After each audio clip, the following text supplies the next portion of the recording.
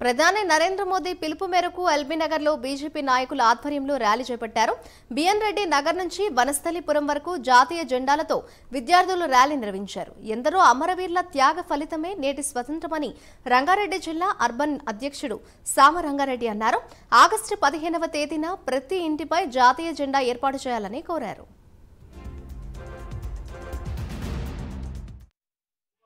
గౌరవ ప్రియతమ ప్రధానమంత్రి గారు 112వ మన్ కీ బాత్ కార్యక్రమంలో ముఖ్యంగా ఈరోజు తిరంగా యాత్ర నిర్వహించండి, యువకులను దేశ స్వతంత్రం యొక్క పోరాట పటిమని గాని త్యాగాలు చేసిన గర్వను ఒక్కసారి స్మరించుకునే విధంగా దేశ స్వతంత్రము పోరాటంతో వచ్చింది.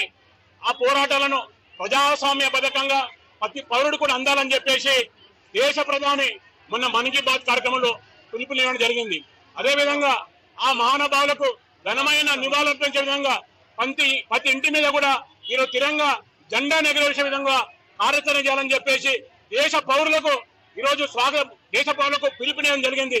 దాన్ని స్వాగతిస్తూ ఈరోజు తిరంగా ర్యాలీని వేణుడి నుంచి ఇక్కడ దాదాపు 2.5 కిలోమీటర్లు ఏర్పాటు చేయడం జరిగింది. దానిలో యువకులు ఉత్సాహంగా పాల్గొన్నారు. ఖచ్చితంగా ఆ విధంగా దేశ స్వతంత్ర సమరయోధులను స్మరించుకుంటూ వారి త్యాగాలను గుర్తించుకుంటూ ఖచ్చితంగా వారి త్యాగాలను ఊరుకోవడం ఖచ్చితంగా ఈ ప్రజా